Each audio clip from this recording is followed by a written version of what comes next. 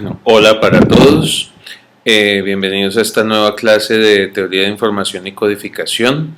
Hoy vamos a tratar el último tema de el tema de canales de información, que se refiere al teorema de la capacidad de información de Shannon y Hartley, o lo que se llama el teorema de la capacidad de canal. Este teorema es uno de los teoremas, digámoslo así, básicos de su carrera, y es uno de los tres teoremas principales que vamos a ver en este curso.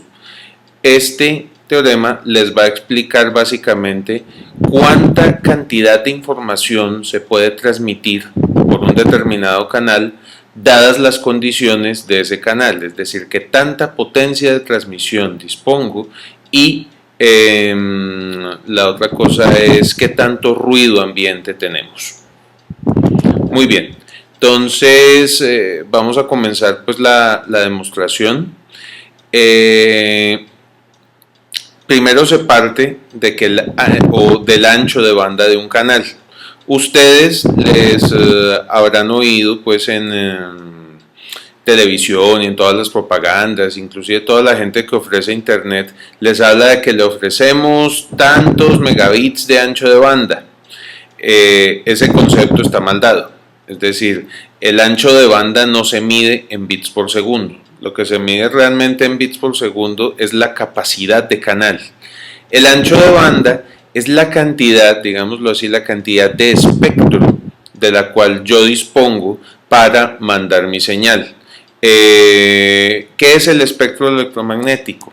Miremoslo por acá.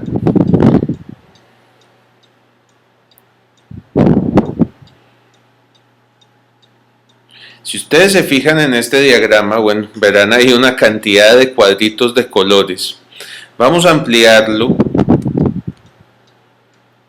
un poquito para que vean ustedes cómo funciona esto. Si lo ampliamos, ustedes se darán cuenta que acá están, digamos, todos los servicios de comunicación por ondas de radio y las frecuencias entre las cuales se mueven. Acá ustedes pueden ver, por ejemplo, en la banda de 300 kHz a 3 MHz. Por este lado está, por ejemplo, fíjense, desde el 535, que está por acá, es decir, 535 kHz hasta 1600 kHz, tenemos, por ejemplo, entonces lo que es radio AM. Entonces, fíjense en su casa, pues, hay que lo tengan a la mano, un radio AM, y se darán cuenta que el número más bajo que aparece en el dial está alrededor del 540 o el 530, y el número más alto está alrededor del 1600. Miremos por acá alguna otra cosa, por ejemplo, a ver, todo lo que es, acá estamos pues por los lados de los megahertz. Estas son, digamos, aplicaciones poco conocidas, pero acá en la banda de,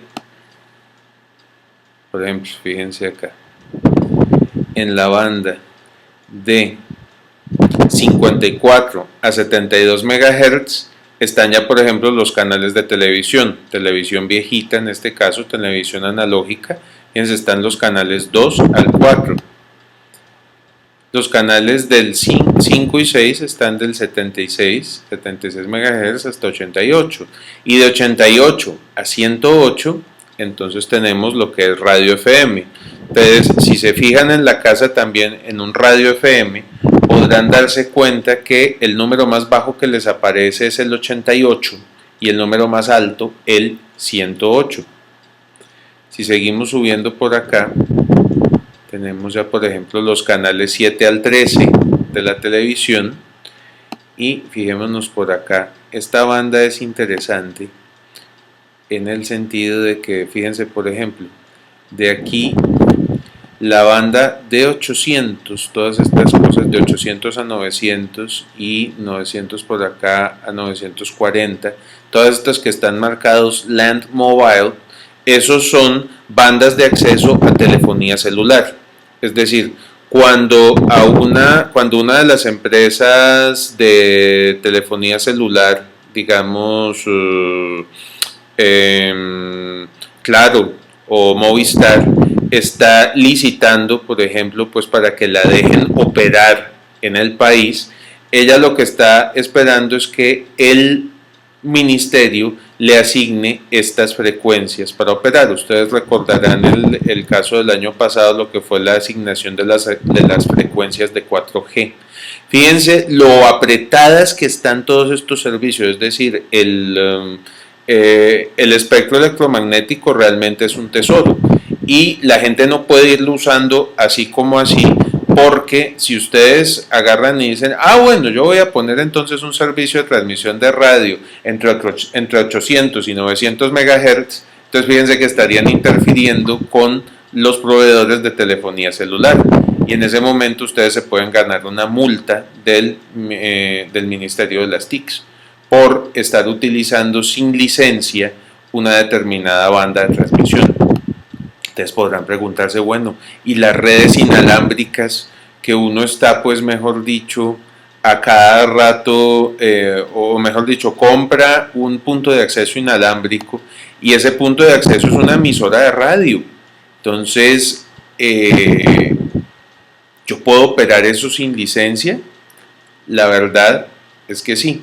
Fíjense que por acá, en 2450, más o menos 50 MHz, hay una banda que se llama ISM.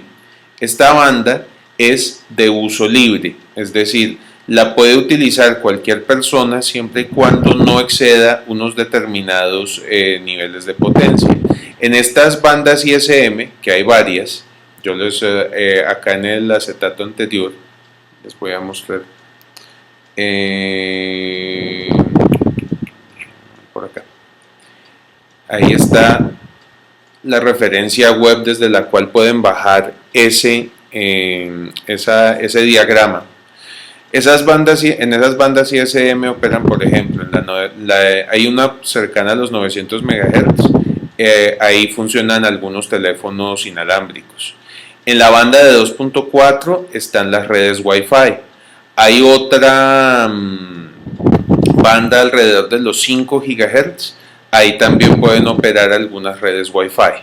Entonces, la idea es básicamente que ustedes vean que para poder hacer ustedes un determinado tipo de comunicación, deben disponer de un determinado ancho de banda, ahí en el espectro, en hertz.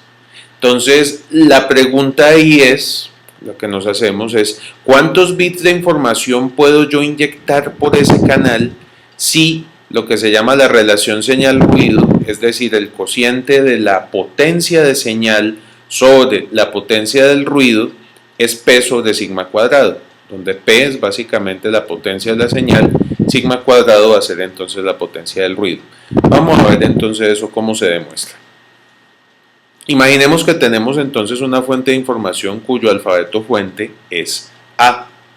La cantidad promedio de bits por símbolo, eso ya no es ningún misterio para ustedes, viene siendo entonces la entropía. Ahora, si yo entonces digo que transmito un símbolo por segundo, como resulta que cada símbolo tiene HDA bits por símbolo, entonces pues yo estaría transmitiendo HDA bits por segundo. Muy bien. Un canal con ruido, debido a la equivocación, es decir, a la tasa de error que tiene ese canal, nos va a reducir la velocidad, como lo vimos en clases pasadas. Es decir, nosotros tomamos la rata HDA bits por segundo y le restamos HDA-B, es decir, la equivocación. Eso nos va a dar entonces la información mutua, o lo que vamos a llamar T en este caso, la tasa de transferencia de información. Ahora bien, recuerden ustedes que la capacidad de un canal es la máxima información mutua que podemos transmitir por él. Esto fue de tema de la clase pasada. Luego, entonces vamos a decir que esa capacidad de canal es igual a T sub m. T sub m es la tasa máxima de información que vamos entonces a poder inyectar por ese canal. Dado que pues esto ya no nos lleva más lejos, entonces lo que vamos a hacer a partir de este momento es derivar una expresión alternativa para C, de tal manera que podamos entonces trabajar con otros datos que tenemos. Muy bien. Esto arranca de lo siguiente. Supongan que esta es una señal de voltaje que varía en el tiempo. Es una señal continua, como la que yo produzco, digamos, cuando estoy hablando.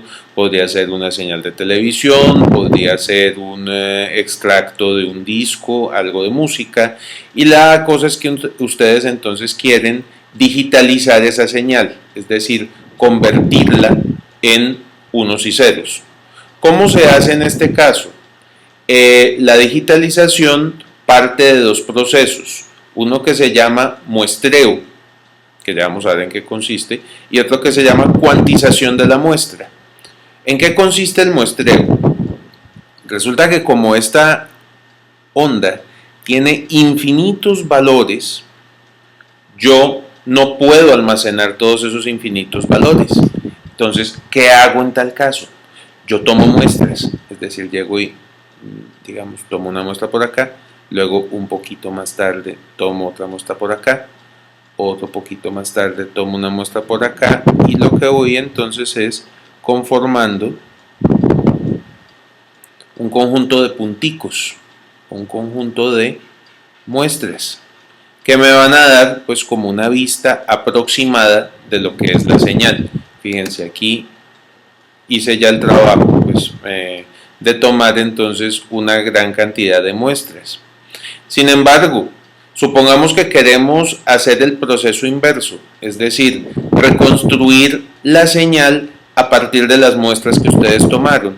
Entonces esto sería algo así. Yo arranco de acá de 0, llegué a la primera muestra, entonces me trepo este escalón, llegué a la segunda muestra, este escalón, tercera muestra, este escalón, cuarta muestra, este escalón, y así sucesivamente. Lo que se va a ver es esto, fíjense, la señal original es la punteada, pero la señal que se reconstruye es la escalonada. Fíjense que esa representación es muy infiel, es decir, digamos que para nada sirve, es decir, poco se parece. Entonces ustedes podrán decir, bueno, Juan Manuel, ¿cómo hacemos en tal caso para que esta representación sea más fiel? Si la teníamos así y no sirvió. Entonces, una posible solución podría ser, en este caso, listo, tomemos las muestras más juntas, es decir, complementemos esto así, así, así. Finalmente lo que ustedes van a obtener es esto. Se podría optar por tomar más muestras todavía, es decir, llegar y meter acá una en la mitad, otra en la mitad, así. Y tendríamos entonces algo como esto. Fíjense que en este momento, pues ya cuando yo voy a reconstruir la señal a partir de las muestras, los escaloncitos son muchísimo más suaves. Entonces, si yo sigo añadiendo y añadiendo muestras, va a llegar cierto momento en que esos escalones ya no se van a notar. Entonces, la pregunta ahí es, ¿cuándo paro? ¿Cuándo es suficiente? Entonces, la respuesta nos la da Nyquist, que fue un científico que trabajó junto con Shannon allá en los laboratorios Bell, y él entonces llegó a la conclusión de que si mi ancho de banda en el que yo estoy transmitiendo es W, entonces el máximo número de muestras que yo debería tomar en ese caso para lograr una representación fiel de la onda es 2 por W. Esto partiendo de que pues, la máxima frecuencia, que es normalmente en los términos que ustedes van a encontrar mencionado el teorema de Nyquist, el teorema de Nyquist, en un libro ustedes lo miran y él les dice, vea, si ustedes tienen una señal con una frecuencia máxima de f, entonces usted debe tomar 2 por f muestras por segundo para lograr una representación fiel. En este caso estamos asumiendo que la máxima frecuencia que vamos a transmitir, y así ocurre, está limitada por el ancho de banda. Por lo tanto, lo máximo que nosotros tendríamos que tomar sería 2W muestras para, en ese caso, lograr una representación fiel. Hasta aquí la primera mitad, es decir, cómo opera el teorema de Nyquist. Ahora vamos a ver la otra dimensión de lo que es la digitalización, es decir, yo una vez que tengo esto, es decir, tengo mi ondita y tomé los valores,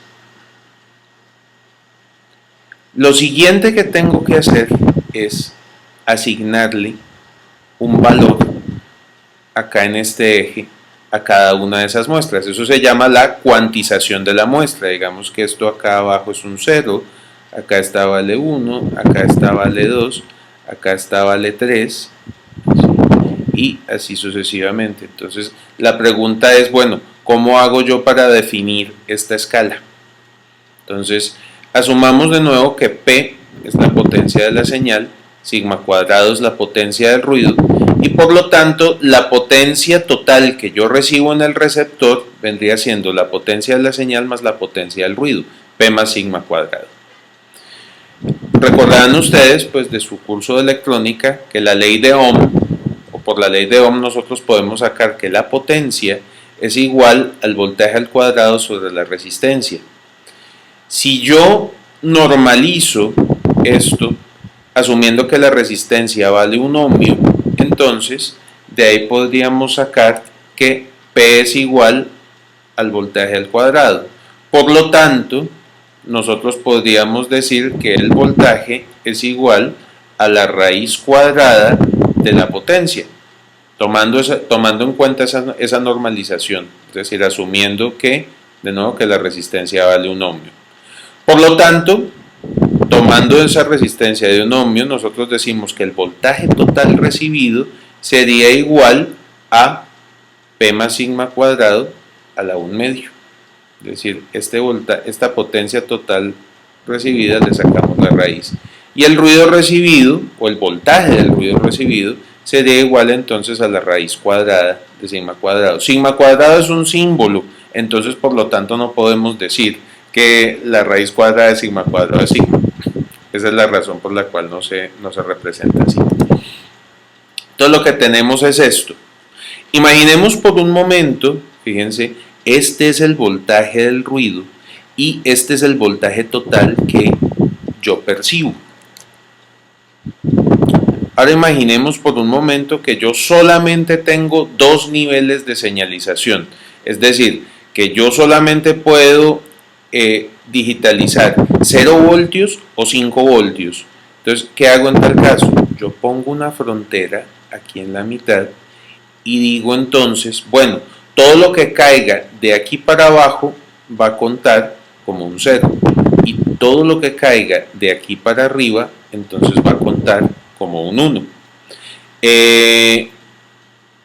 Entonces fíjense, por ejemplo, esto por acá vendría siendo 0 hasta aquí que cruzó el umbral, entonces esto ya se nos volvió un 1, hasta aquí se nos volvió un 0 de nuevo y acá se volvió un 1 otra vez y acá volvió a caer a 0. Muy bien. ¿Qué pasa acá? Este ruido que aparece por acá es muy importante. ¿Por qué? Este voltaje del ruido, como es variable, puede hacer que la señal que yo tenía originalmente se me baje un poquito o se me suba un poquito. Fíjense que acá el ruido es muy bajito con respecto a la frontera tan distante que tenemos acá. Entonces acá el ruido pues prácticamente no nos afecta para lograr hacer la cuantización. Muy bien. Ahora imaginemos que en lugar de definir, bueno, en este acetato anterior entonces, de nuevo, 5 voltios lo vamos a representar con un 1 y 0 voltios lo vamos a representar con un 0. Ahora alguien dice, no, 2 escalones es muy burdo. Hágame el favor, yo no puedo digitalizar esa señal con 2 escalones. Entonces, hagámoslo con 4. Así es decir, yo en este caso tengo un escalón por acá en 1.6 voltios, un escalón en 3.3 y un escalón en 5. Entonces, cambiamos acá de color de lápiz y se fijarán ustedes que esta señal, entonces, fíjense que tendríamos que poner como fronteras aquí, aquí y aquí, para decir yo, pues por ejemplo, vea, todo lo que esté por acá debajo de este, pero por encima de este, entonces se considera como 3.3 voltios. Todo lo que esté por encima de este se considera como 5. ¿Sí ven? Entonces, cojamos acá otro color de lápiz, de magenta, y veamos entonces qué tipo de señal nos resultaría. Resultaría algo como esto. Hasta aquí que ya pasa este, entonces ahora volví a subir el umbral, entonces este ya subiría hasta acá. Acá ya bajó, entonces aquí hasta este punto. Luego volvemos a subir hasta este. Finalmente aquí bajamos este y aquí ya bajamos al último. Fíjense que en este caso yo ya puedo tener 4 niveles y entonces el nivel de 5 voltios yo lo represento con 1,1, este con 1,0, este con 0,1 y el de 0 voltios con 0,0. El único problema acá es que fíjense que el voltaje del ruido permanece constante. Entonces, en este primer caso no importaba tanto, porque si yo le subo o le bajo un poquito al voltaje con el ruido, entonces la digitalización no se me va a afectar tanto. Pero aquí sí ya comienza de pronto a sufrir un poquito, porque esto, es decir, fíjense que el nivel viene por acá y el voltaje del ruido puede venir por acá, entonces quiere decir que yo podría hacer esto más o menos esto. Por lo tanto, entonces acá el voltaje tiene de pronto más chance de confundirse. Si aumento el número de niveles de señalización a 8, fíjense entonces que esto ya es todavía peor. En el sentido de que yo ya tengo una frontera acá, tengo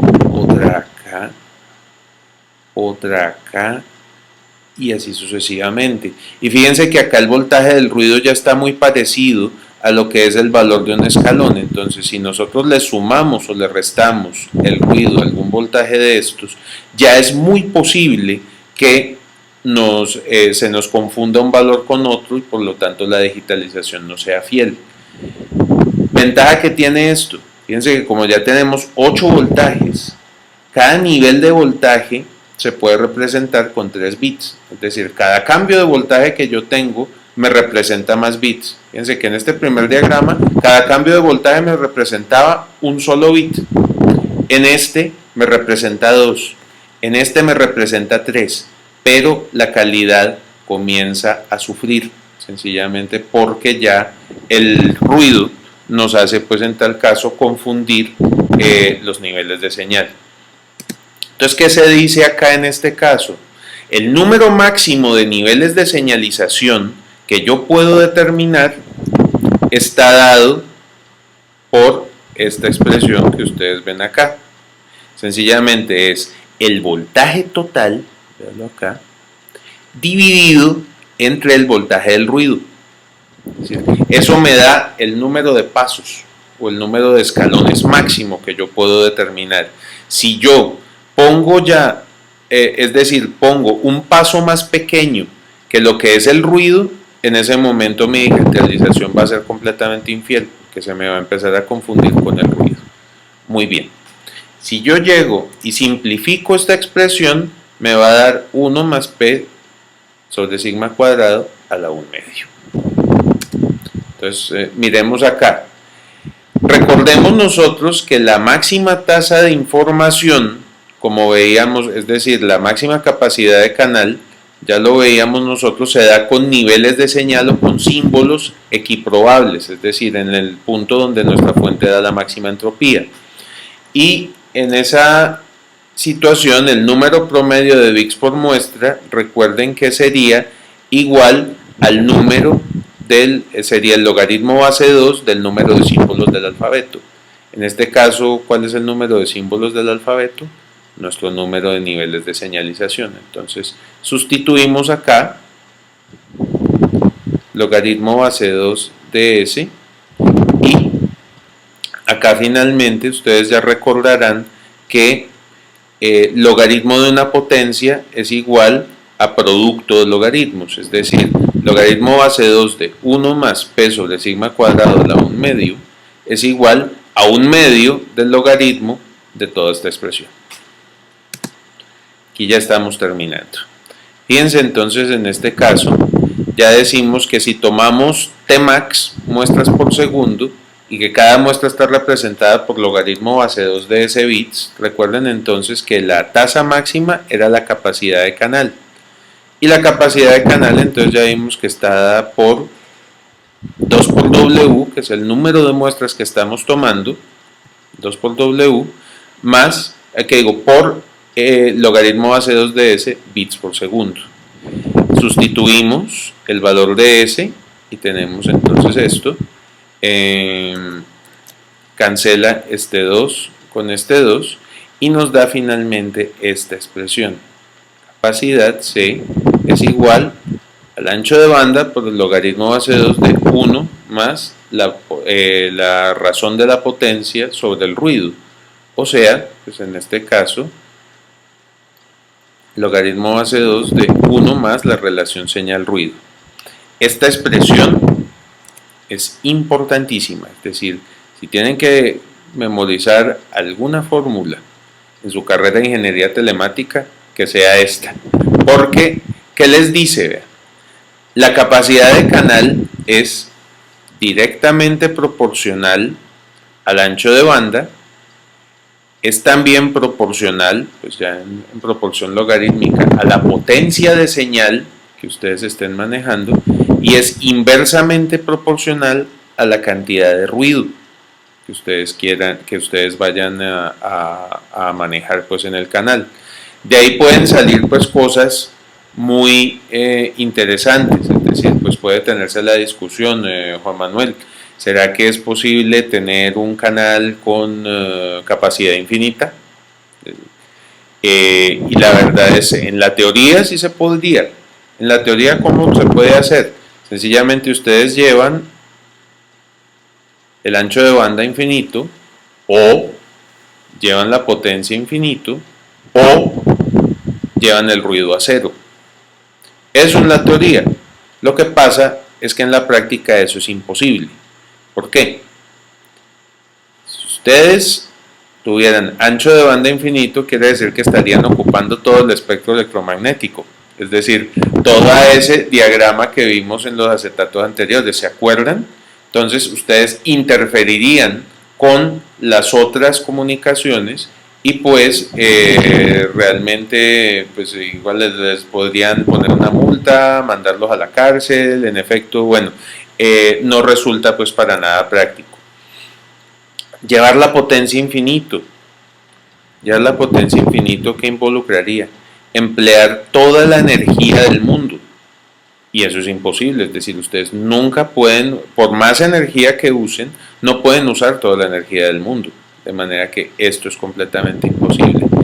Y por último, reducir el ruido a cero.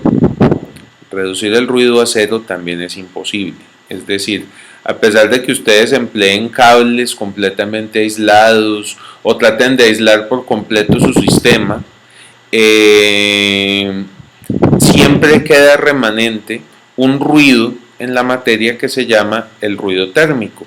El ruido térmico se presenta por el movimiento de las moléculas en los distintos materiales. El movimiento de las moléculas es el que dice en tal caso si una materia es sólida, líquida o gaseosa. En una materia sólida las moléculas se mueven menos. En una materia líquida tienen mayor libertad de movimiento. Y finalmente cuando una material está ya en forma de gas es cuando las moléculas tienen mayor libertad de movimiento.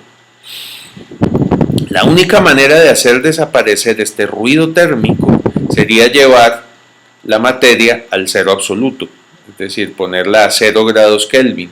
Y pues llevar una materia al cero absoluto, es decir, es costosísimo también, pues por la cantidad de refrigeración que necesita. Y de todas maneras acá en la Tierra no se ha logrado poner materias o producir una temperatura que sea de cero absoluto. Muy cercana, de pronto sí, pero no lo suficiente. Entonces ahí lo tienen. Tratar de lograr tener un canal con capacidad infinita es completamente impráctico. Bueno, pero veamos que sí es práctico. Para aquí viene este pequeño problema de muestra. Todos ustedes les tocó seguramente el internet por teléfono. Y recordarán por allá que sus papás o ustedes mismos de pronto fueron por allá a Pasarela y compraron un módem de 56K, es decir, un módem de 56.000 bits por segundo. Y ustedes llegaban y se conectaban pues al servicio de Encali o al servicio pues que fuera y se daban cuenta que de pronto el módem solamente se les conectaba a 36K o a 14K o a 48K. Entonces uno en ese momento podría preguntarse, ¿será que allá en Pasarela me tumbaron?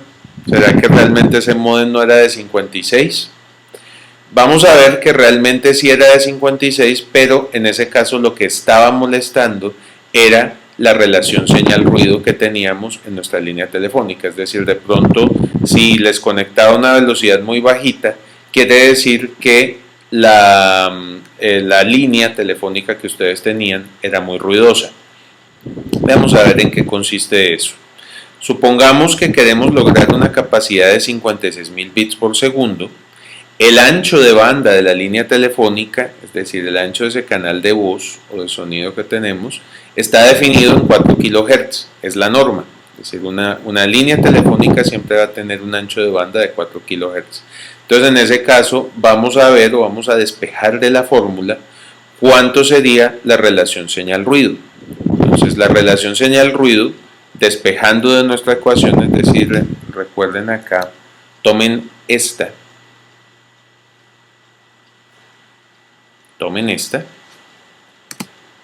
y despejan relación señal-ruido, les va a dar 2 a la C sobre W menos 1, es decir, 2 a la 56.000 sobre 4.000 menos 1. Esto les va a dar 16.383. Esta cantidad, como es una relación, es decir, digamos un cociente entre una potencia de señal y una potencia de ruido, ambas potencias están dadas en vatios, vatios con vatios cancelan, y por lo tanto la cantidad que aquí les da es adimensional, es decir, esto es sencillamente una relación y no tiene unidad alguna. Lo que pasa es que fíjense que dan unos valores pues que son normalmente grandes. Entonces en comunicaciones se suele expresar esta relación en forma logarítmica, es decir, en decibeles. ¿Qué se hace? Se toma el valor que tuvieron ustedes acá, le sacan el logaritmo base 10 y lo multiplican por 10. De esa manera obtienen la relación señal-ruido en decibeles. En este caso, 42.14 decibeles. ¿Qué quiere decir esto? Pues fíjense que 40 decibeles se puede interpretar como 10 a la 4, más o menos. Quiere decir en este caso que, como lo podemos ver acá, la señal tiene que ser 16.383 veces más potente que el ruido para poder lograr los 56K. Miremos acá en el siguiente acetato. Este es el valor al que se me conectaba a mí el internet por teléfono en la casa, 42.000 bits por segundo. Haciendo el mismo cálculo, acá lo verán, fíjense que la relación señal-ruido me daba 1447.15, es decir, la señal era apenas 1400 veces más potente que el ruido. Recuerden que se necesitaba 16.000 veces más potente que el ruido para poder lograr los 56K. Entonces, en este caso, como solamente es 1447 veces, pues tan solo logro los 42K. Y esa misma relación señal-ruido expresada en términos de dBs, es decir, yo llego acá, le saco 10, logaritmo 10 de SNR, es igual a 31.6 dBs. Listo. Eso es entonces la explicación acerca del teorema de la capacidad de canal de Shannon y Hartley. Yo les recomiendo trabajar del taller de repaso 1 el problema 6, del taller de repaso 2 el problema 6 y del taller de repaso 3 el problema 5. Y creo que con eso pues quedan ustedes bien entrenados, digámoslo así, para manejar el teorema de la capacidad de canal de Shannon y Hartley. Como de costumbre voy a estar disponible entonces vía Skype o vía correo electrónico para solucionar sus dudas. Es todo por ahora entonces, que tengan un resto de día muy bueno.